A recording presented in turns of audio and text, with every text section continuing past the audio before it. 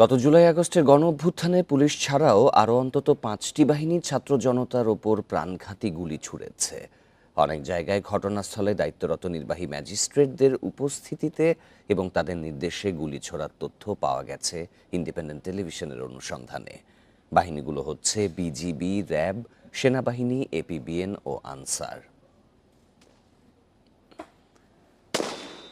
এই দৃশ্য ২০ জুলাই মোহাম্মদপুরে দেখা যায়। সেনাবাহিনীর সদস্যরা এমবুশ হয়ে গুলি চালাচ্ছেন আন্দোলনকারীদের উপর। ঠিক এখানে দেখা যাচ্ছে একজন নির্বাহী ম্যাজিস্ট্রেটের তৎপরতা। তিনি সেনা সদস্যদের নির্দেশনা দিচ্ছেন আন্দোলনকারীদের উপর গুলি চালানোর। এই নির্দেশনায় শুধু সেনাবাহিনী নয়, ছিলেন বিজিবি, পুলিশ ও এপিবিএনও। এই গুলি চালানো নিয়ে বিতর্কে পড়তে হয় সেনাবাহিনীকে। আমরা খুঁজে বের করার চেষ্টা করি সে নির্বাহী ম্যাজিস্ট্রেটকে, যিনি মোহাম্মদপুরের ওই দিন সেনাবাহিনীকে গুলি করার নির্দেশনা দিয়েছিলেন। এটা গুলি বর্ষণ হয়েছে। এই যে গুলি বর্ষণ, আমি আবার দেখেন, আমি আপনাকে একটু দেখেন, এই যে দেখেন, হ্যাঁ, এটা এই যে গুলির সাথে আমার রোল দেখছেন। এটা কিন্তু আপনার এটার যে পজিশনিং, এটা টেকনিক্যাল হয়তো বিশ্লেষণের প্রয়োজন আছে। ব্যাপক খোঁজখবর নিয়ে জানা যায় ওই দিন মোহাম্মদপুরে নির্বাহী ম্যাজিস্ট্রেট ছিলেন ৩৬তম বিসিএস এর কর্মকর্তা মেহেদি হাসান, যিনি এখন আছেন ঢাকা জেলা প্রশাসন কার্যালয়ের ভূমি অধিগ্রহণ বিভাগে। সেই দিন গুলির নির্দেশ দেওয়ার মতো পরিস্থিতি ছিল কিনা জানতে চাইলে রীতিমতো অপ্রস্তুত তিনি। না, আমি এটা নিশ্চিত করেছি যে কেউ আহত হয়নি।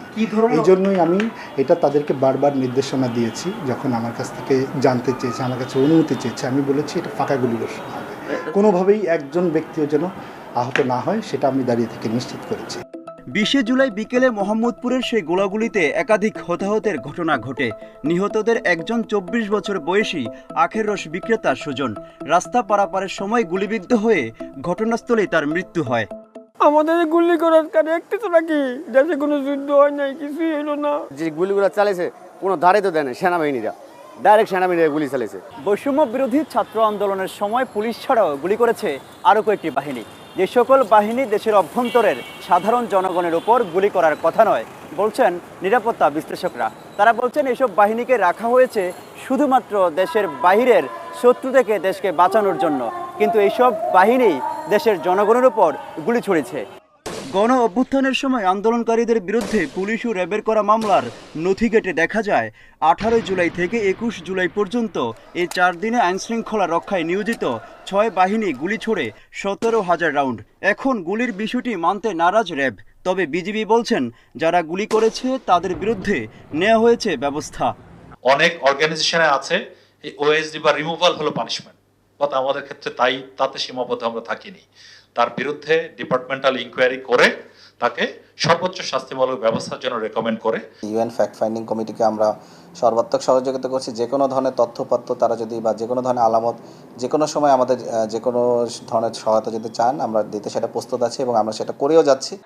সাবেক সেনা কর্মকর্তা ও নিরাপত্তা বিশ্লেষকরা বলছেন ন্যায্য দাবি নিয়ে আসা আন্দোলনকারীদের সরাসরি গুলি করা বেআইনি। এই ক্ষেত্রে কর্মরত নির্বাহী ম্যাজিস্ট্রেটদেরই দায় বেশি।